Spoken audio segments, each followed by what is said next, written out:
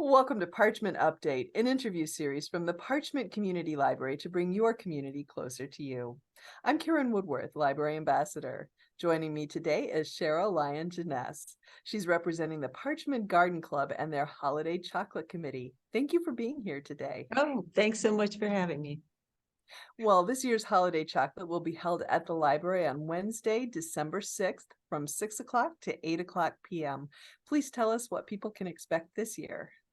Well, we're glad to do that. And as I'm sure some of you know who have attended the chocolate over the years, COVID put a whole new wrinkle into how we would conduct the chocolate. And we're going to continue in that sort of new protocol or newer protocol this year. So what will happen is we're presuming that the mayor will welcome people at the door at 6 o'clock. Mrs. Santa Claus will be right inside the door with candy canes and cheerful greetings for everyone. Depending on just when you come in the evening, there will be entertainment inside the library. The Mall City Harmonizers, and the Kalamazoo Recorder Players will be playing at various times during the evening. All of the baskets that the Friends of the Parchment Community Library have available will be there, and we hope you buy tickets for that. That's a wonderful way to support so many of the library activities, and there's some pretty wonderful things there. And then the refreshment part will be, as it has been in recent times, cookies distributed at the back door of the library, so people can pick up their cookies and go outside for hot chocolate out of doors. And part of the reason for doing that is to encourage people to enjoy the holiday lighting in the sunken garden. Last year we were able to purchase even more lights. Two volunteer groups come together to light that area, and it's really quite lovely.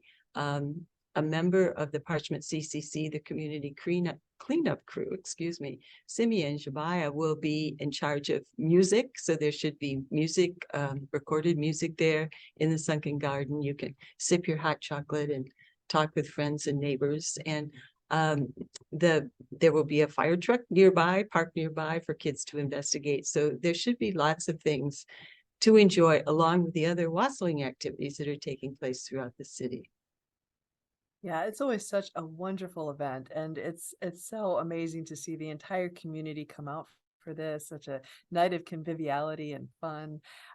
So remind us, why does the Parchment Garden Club put on this event?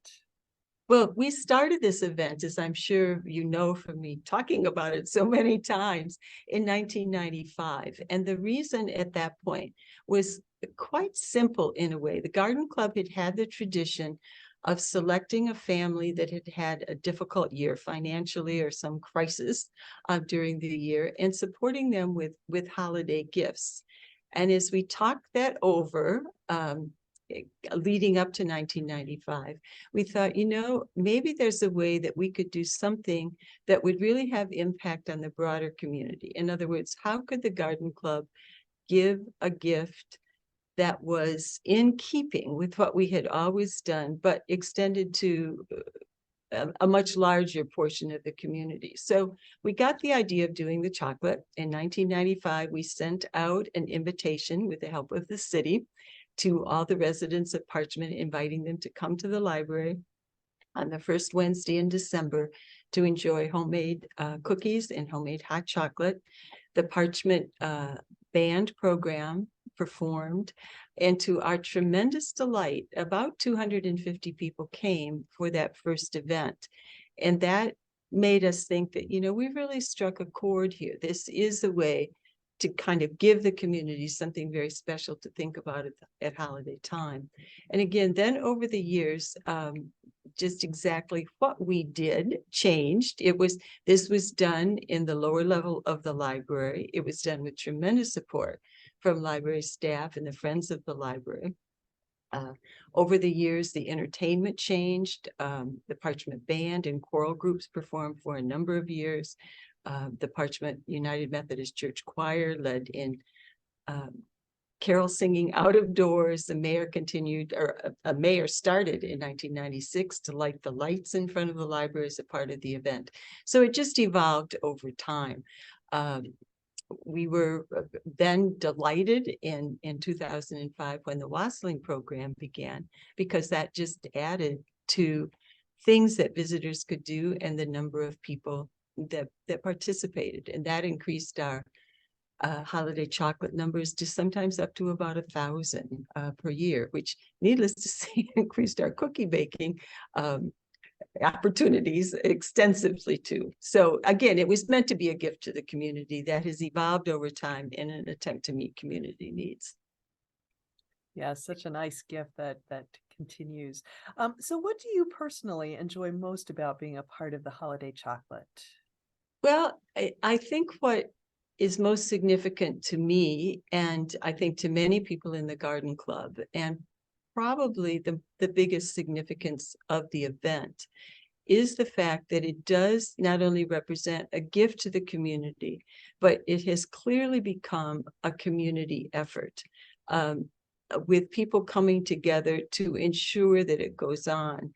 I've mentioned before in the last few years that the Garden Club has lost by my lights, a huge number of members to illness and age. We have less available workers, in a sense, to deal with things like the chocolate, but various people have come in to fill in those needs. Again, I would say the library staff are assisting in baking cookies and helping in all the ways they do to put the event on. Publicity, having the space available, providing the entertainment, all of that has been going on. The Bring Back the Garden crew, the volunteers that work in the Sunken Garden through the year, and the Parchment CCC, the community cleanup crew that work around the city to clean up things throughout the year, to come together to light the Sunken Garden.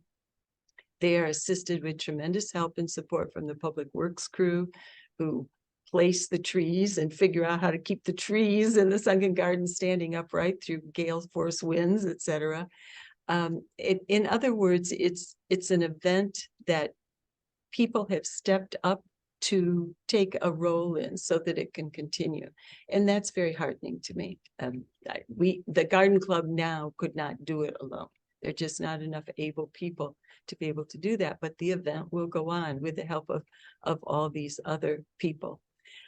One of the things too that I wanted to just say about that I thought might be kind of interesting for people is that in 2012, the Garden Club published a cookbook called The Holiday Chocolate. And in this cookbook are all the recipes that were used up until that time. I think what anybody in the community would find of interest, there's a little history of the event in here, but all of the recipes are there that we have used for these 27 some years to put on this event, many of them from people that are no longer with us. So it's kind of a memorial, in a sense, to this event and to the tremendous efforts that people put into it. First, the Garden Club by itself, and then other people in the community as they've joined to keep it coming along. We don't have a lot of copies of this left, but we're going to try to have them on sale. They're $5, have them on sale at the chocolate this year, and just hope that any of you that have had a long-term connection to the chocolate might find this interesting and fun to just have a copy.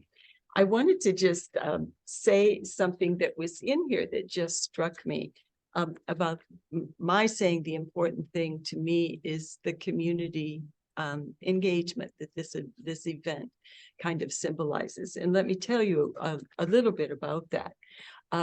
In 2001, the Kalamazoo Gazette featured, they often featured stories about the holiday chocolate, but they featured one that they called Cocoa Cookies Herald the Holidays. And it went on to quote a visitor to the holiday chocolate. And again, this is in 2001. And this is what the visitor said. This event is a representation of the strong, vibrant, alive community.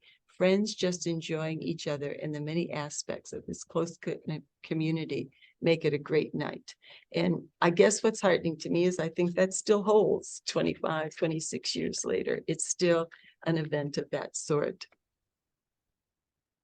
Yeah, definitely. And I always think one of the great things about those community cookbooks is that not only do you get to find out finally how to make those delicious cookies you've been experiencing all these years, but they're also kind of a legacy of the people who contributed those recipes who aren't here anymore. So it's good to know that there's still a few copies left and that they'll be on sale. Well, before we wrap up today, what else would you like us to know about the holiday chocolate? Well, I think we've kind of covered what to expect at the event. I really hope, even if the weather is horrible, we go forward and that people come and enjoy it and enjoy the sunken garden and the lights there as well. It's a nice place to stroll around and sip your hot chocolate and enjoy the beautiful circumstances that we're lucky enough to have. So again, please come to the chocolate and to wassailing and enjoy that as well. Right. Thank And you. again, that's on Wednesday, December 6th, 6 o'clock to 8 o'clock p.m. Holiday chocolate at the Parchment Community Library and wassailing happening elsewhere in the community. And we'll be hearing a little bit more about that on the next Parchment update. So, Cheryl, thank you so much for taking the time to be here and share the information with us. Thank you for having me again.